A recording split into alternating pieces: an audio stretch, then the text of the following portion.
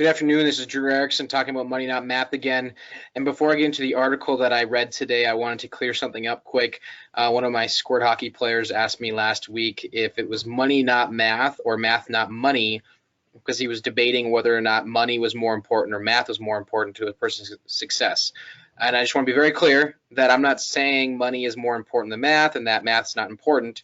I'm just very passionate about the fact that money often does not work the same way as math, and it's important for us to understand how they work differently, because in the long run, how we treat our money is going to have a very large impact on how our financial success and things like that. And he was right. Math is important too to get good grades and go to college, which was his argument, I think. But he's right. Math's important. So I just want to clear that up quick. But the conversation or the article that I read today is called "The 10 Retirement Lessons from a Retired Retirement Pro" on MarketWatch.com, written by Richard Quinn. And the first lesson number 1, is no matter how well you've prepared and how generous your sources of retirement income, money is always on your mind. For some reason, I've found the financial what-ifs still stare us in the face. Perhaps it's because we know there are no do-overs, and hence our financial resources are finite. And I think the big thing here, or from my perspective, is one, that's an interesting perspective, because this guy says he worked with helping people retire for 40 years, and then he retired in 2010. So these 10 lessons are the things he's learned from helping people, as well as his own personal experience. So what this reminds me of is the importance of, sorry for my phone call there. This reminds me of the importance of planning for what we want to happen, but preparing for what could happen, to try to decrease the what ifs and the worrying that happen in our minds. Lesson number 2 is, I am convinced that once retired, the ability to rebuild savings remains essential. You cannot handle a significant unexpected expense from your main retirement savings without jeopardizing your financial future. That means you need emergency money outside of your regular retirement plan, and you need to replenish that fund if used. So he's really exaggerating or exemplifying the importance of having emergency fund in retirement, and I want to add to that and saying it's also important to have while we're working, because the last thing we want to do is have an unexpected life event come up, which I think we've all been through and will continue going through, that completely derails our plan and forces us to pull money from where we shouldn't at the wrong time to cover this unexpected life event. And that can have a very negative impact on our overall financial picture and financial plan going forward. So what he's getting at is both retirement, and I'm adding while you're working, it's important to have emergency funds prepared for unexpected life events. Lesson number 3, in the old days, we used to tell employees about the 3-legged stool of retirement. And I think this is probably the most important point he brings up, so I'm going to go into more detail here. The 3 legs were company pension, Social Security, and personal savings. Okay, so back in those days, company pension and Social Security covered a majority of most people's retirement. However, at that time, the way pensions work, for those who aren't aware, is when you retired, you had a set amount of income paid to you by the company. Whether you lived 1 year or 30 years in retirement, the company had to pay you. So the risk was on them.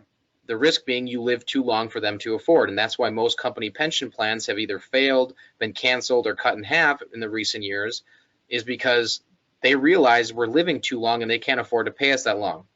So what they did is they shifted the risk from the companies to us as individuals, and they created 401k plans and 403b plans and things like that, which are defined contribution plans.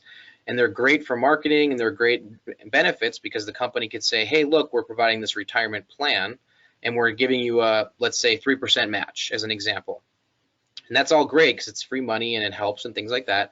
But what we have to understand is the risk is on us, because whether we contribute 3% to our 401k, 0%, or 20%, when we retire, whether you live for a year or 30 years in retirement does not affect your company. They did their job. They provided you a job. They provided you somewhere to save money. And at that point, the risk is on you. If you run out of money, it doesn't affect them.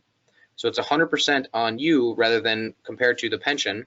Social Securities aren't providing as much from a retirement standpoint as they used to in comparison to what we need from a ratio standpoint. So the 3rd leg of personal savings is that much more important. Okay, we have to understand that the risk has been shifted from our companies for our retirement and the government for our retirement to us. So we need to take a responsibility for that factor and really take a step back and plan, how do we want our retirement to look, and what are we willing to do to make it look that way from a savings perspective? And then we can get more in detail on where we put our money and how it affects us from an income and tax perspective and things like that, like I've talked about in the past. So lesson number 4, maintaining your lifestyle isn't as easy as it looks. After 9 years, I've maintained mine, but that's only been possible because of a measure of frugality coupled with my goal of retiring with enough income to replicate 100% of my base salary rather than the standard advice to aim for 80%.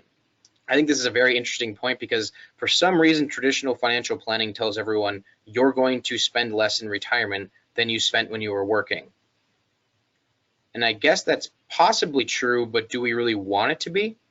For me personally, I'll just say my goal if I decide to retire one day is to act like it's a vacation, right? Really enjoy retirement. I don't want to just sit at home all day.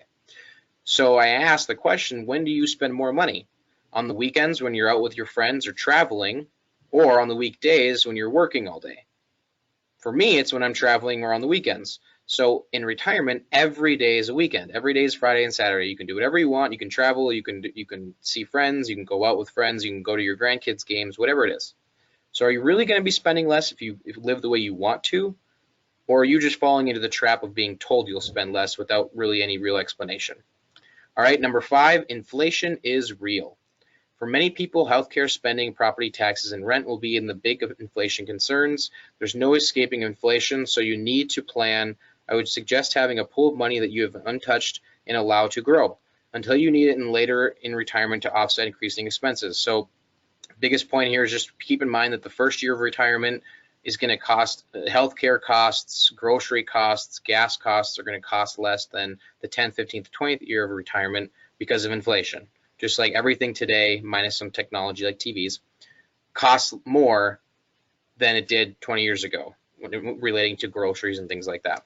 So, and gas. Number 6, the transition to retirement isn't easy. And he talks about, number 6 and 7 are pretty similar. Number 7 being busy or bored, it's your choice. And that's just basically how are you going to fill your time to make sure you're active and living a fulfilled life and really enjoying yourself. Number 8, where did all the friends go? When you work with people for many years, your relationship with them might seem like it's about more than just business, but when you retire and lose your authority and influence, it can feel like you dropped off the planet. Your true friends will remain, but your value to others will be gone, and so will they. Don't be surprised. And he finishes there, but I'm gonna add to that, plan for that, right? Try to stay close to family, try to stay close to close friends, and try to have a good idea of how are you going to spend your time. Is it with your spouse, if you have one? Is it by yourself traveling? Is it with close friends? How are you going to spend your time in retirement, and how much is that going to cost you to live that way? Because I think we've all experienced, whether it's going from high school to college or moving towns or moving companies, you find out very quickly who your close friends are that care to keep in touch with you versus the acquaintances that were just convenient relationships. Number 9, there is an old saying, I married you for better or for worse, but not for lunch. When I announced I was planning to retire, my wife said, fine, but I'm not changing my activities. She hasn't, and nor should she. When you add 8 to 12 hours a day to the time you spend with a person, there's an adjustment. Talk about it. So again, going back to how you're going to spend your time, be aware of that, and don't assume your spouse is going to change their lives just because you did. Number 10, there is an end to retirement. He, long story short, he basically says he doesn't want to be, all doom and gloom.